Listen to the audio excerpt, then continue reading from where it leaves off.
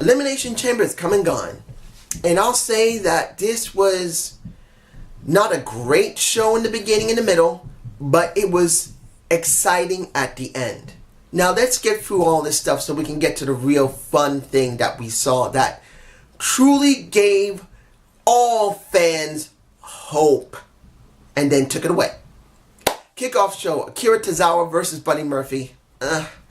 Problem with Buddy Murphy is not that he's an incredible performer or Akira Tozawa, it's that we just don't see them anything other than cruiserweights, and it really doesn't matter. Buddy Murphy should move to SmackDown Live now. He's been in the cruiserweights long enough. He should move in just like Mustafa Ali. They need to give the title to somebody else and let him go into SmackDown and just do something with him. They're wasting him in 205 Live. I'm sorry. That's just how I see it. Women's tag team elimination. It was not an incredible showing for the women. Not saying it was a bad match. It just wasn't the most incredible thing to see. Just wasn't. For me personally, it was good, but it wasn't incredibly great. I'm sorry. The one thing that got me pissed off, I knew they were going to get rid of Naomi, but not too early. But I was wrong. I thought it would be maybe the second one or the third team that would be lost, and that would be Naomi and basically Mella. I did not expect them to be the first ones out and Naomi to eat the pin. And I believe it was Mandy Rose who gave her that pin. That made me so angry. Look what's happened to Naomi. As I said before, she's doing nothing.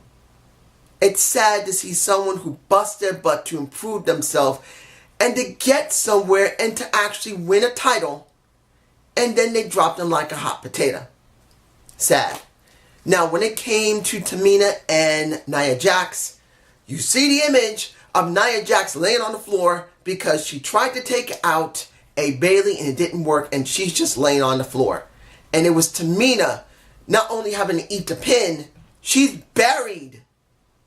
Not only legitimately buried in the back, she got buried by everybody else. Look, I'm not saying Tamina's the best worker. She's not. I'm not saying she's the best talker. She's not. But she's been there almost as long as the oldest one there, and that is Natalya. And Natalya had at least 2 or 3 reigns already as champ. And Tamina should have been a transitional champ once. Or at least, in the next couple of months, let her be tag champ. And if she never gets either one of them, it is freaking stupid because they've had worse women than her on that damn roster. That's just how I feel. Now, came down to Mandy Rose and Sonya Deville versus Sasha and Bayley. They hammered Sasha like crazy. They hammered her like nuts, playing up her injury in her shoulder. And in the end, I believe it was Bayley who got the pin on Mandy Rose. I could be wrong. I don't really remember. No. I take that back. It was Sasha who got Sonya Deville to tap out. And here's the thing that got me. I'm sorry I got that confused. Here's the thing that got me. When it happened, you would think everyone would be pretty much cheering pretty well. But at first they weren't. There was some boos going on. A good amount of boos going on. It was a little confusing. What the crowd was, what they cared about, because Hot and Sultry? I can't remember what Sonya Deville and Mandy Rose called themselves. I think that's what they called themselves. Hot and Sultry or Hot and Spicy. I think Sultry. Sorry for the train, it gets loud at this hour. The thing that got me was the crowd was not behind them at first. It was like the crowd was a little confused. But then they finally got behind them and then they said, you deserve it. And I think the reason they got behind them eventually was that they knew they weren't going to get any farther than that. Because Bayley and Sasha should have had their moment last year at WrestleMania. They got nothing. They should have had their moment the year before that. And they had nothing. Now they have this moment. And it's, even though they did eventually say you deserve it, I think the crowd realized they deserved it because they had no choice but to deserve it. Not because they're great, it's because that's what the consolation prize of not having anything in WrestleMania gives them. Now, the SmackDown Tag Team titles. Miz and Mrs. Miz and Mrs. And I'm just saying Shane versus the Usos. Now, I gotta say this. I know what happened with Jimmy and Naomi about what happened to, I think it was Detroit. And pretty much, they got in trouble with the cops. Well, more Jimmy got in trouble with the cops, ready to actually pick a fight with a cop. I was just angry at myself. I don't know why I was angry at myself. Thinking, I know I was angry. It's because I wanted to see Jimmy treat Naomi properly. And that pissed my ass off. It made me think, why do I keep backing these two when they do something stupid like that? Naomi driving down the wrong way street. And Jimmy basically ready to pick a fight with a cop. Now, of course, this could be because of the contract. And they want to renew it and get a better thing, saying that you want us, we're going to do whatever the hell we want. But it just pissed me off.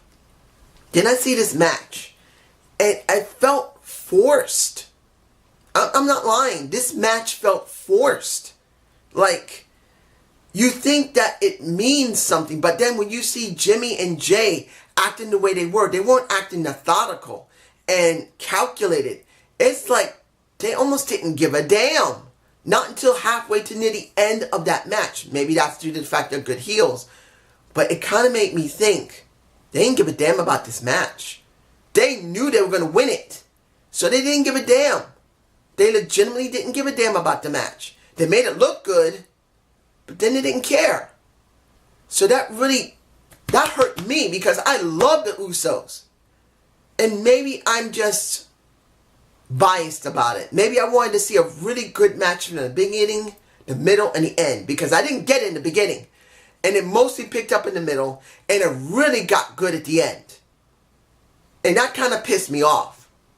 That it felt like the Usos didn't really give a damn about this match. Until the end when they said, okay, we got to make it look good.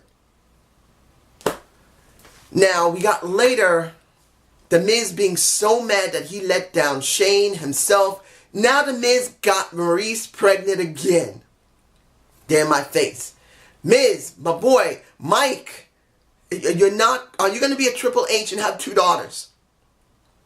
Are you going to be a man like that? Because you already got 1 daughter. You're going to have a son this time? Or are you going to be a Triple H and you only can produce daughters? This is going to be interesting. But anyway, he just was angry and pretty much Shane said, go home. You need to chill.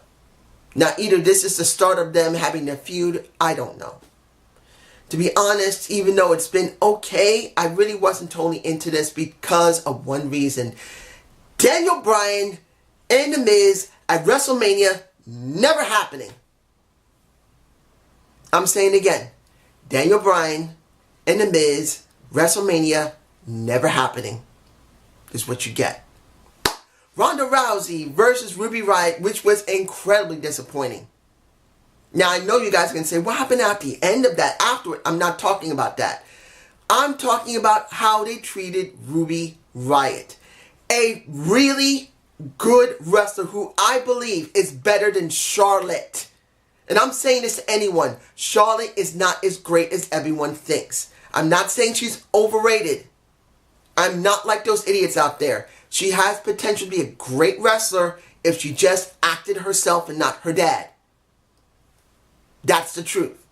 And Ruby Riott, who legitimately is a great wrestler, gets treated so badly here.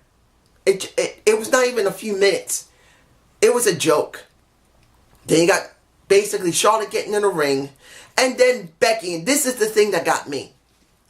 Becky going to a house show, beating up on Charlotte instead of doing it on SmackDown Live. That was dumb. I don't care that they did it. They did it on a house show instead of on SmackDown Live, having her come out, beat the crap out of her, and then getting hurt there. That would have made better sense than a freaking house show, and she's getting destroyed by Charlotte, and I'm talking about Becky. So Becky comes out on crutches and basically wails on Charlotte and then tricks Ronda into saying, here, take this, beat her up because she treated you bad, and then wails on her as well with her cane. Well, not cane, her crutch. beats the crap out of them, and makes Ronda hurt. Cuts her scalp open. Which is alright, it happens. But I felt angry about it. That they didn't do the initial attack on SmackDown Live. They treated Ruby Riott like she's a nobody.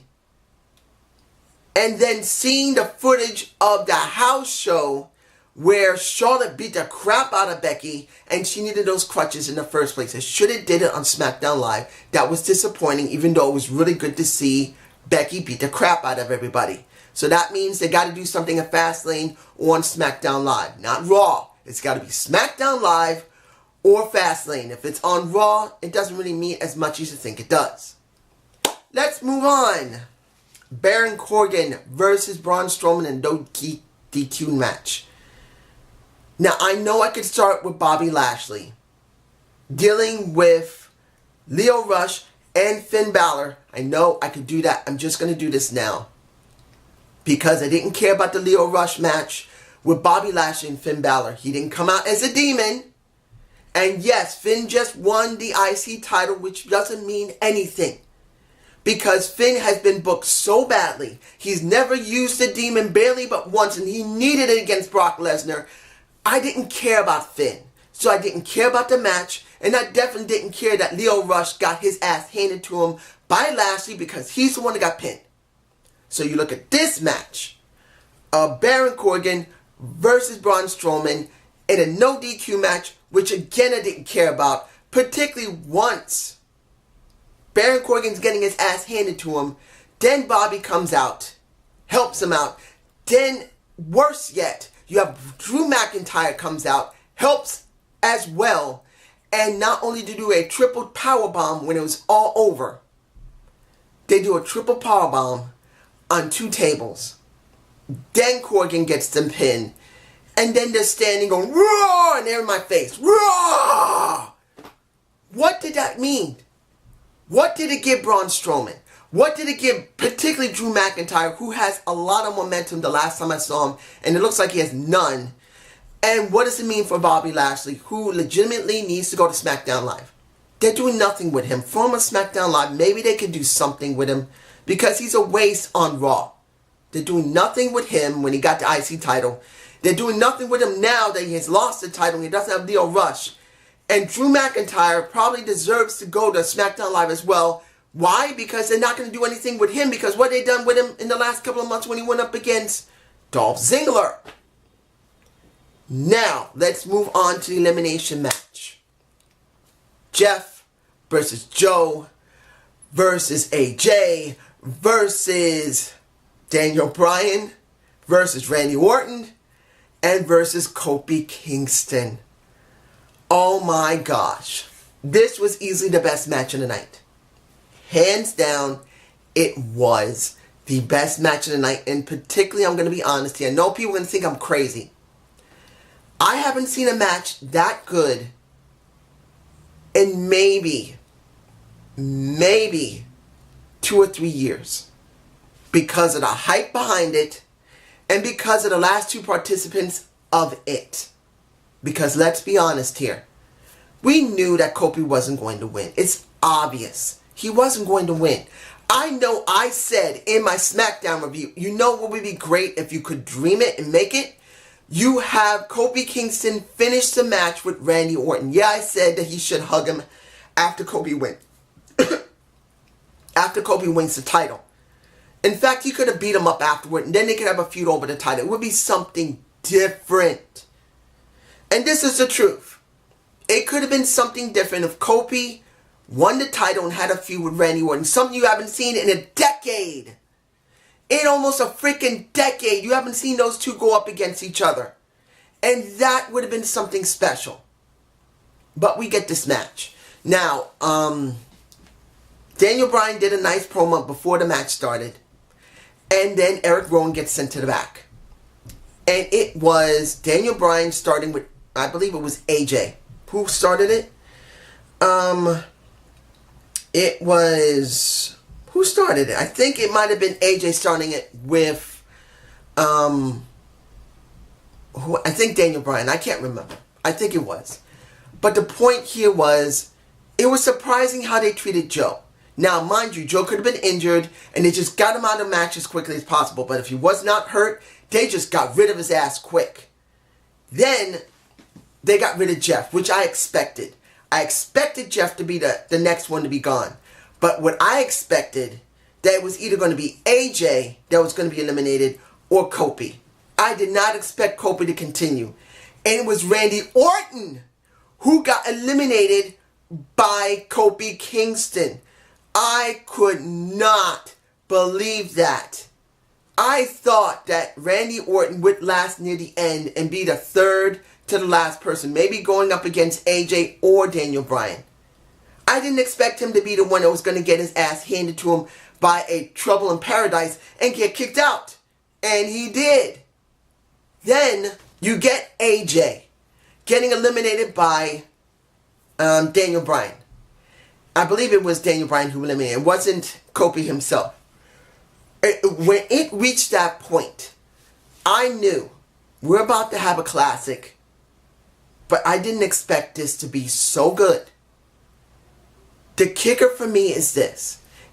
You know what could have happened here. Ladies and gentlemen, Kofi Kingston could have been a transitional champion. The WWE could have let him win this, and after 2 months, Daniel Bryan could have retrieved it. Or a month for that matter. Hell, 3 weeks. He could have held it for 3 weeks, and then he could have regained it at Fastlane. Because we have another pay-per-view before WrestleMania. So, when it came down to this match, and I believe right now I'm going to talk about the match quality for Kofi Kingston and Daniel Bryan. It was exceptional. I'm sure that the images are scrolling right now. And I'm making sure they're long ones too. This match, seeing Kofi Kingston take so many, 1 point, he was taking like from turnbuckle to turnbuckle. But when it came to Daniel Bryan, I couldn't catch the shots because I was shocked. He did about 4 or 5 turnbuckle, what was it? I forgot the kick's name. I can't remember. I'm blanking. I'm probably blanking on purpose because it was such a good match. Kofi did such an amazing job. I was thinking around maybe 2011 to 12, you had the silverback of Mark Henry, who's done a special that's airing right now as I'm doing this video review on his life, and then getting the WWE title, which was the world title at the time. He could have gained this. You know what I'm saying? Kofi could have gained this as a transitional champion for a couple of weeks or at least a few months, and they didn't do it. This match proved how good Kofi Kingston really is, and how the WWE really doesn't want to see. They could have done something different here. If they really want to surprise everybody, you could have had Daniel Bryan go up against Kofi Kingston at Fastlane for the WWE title.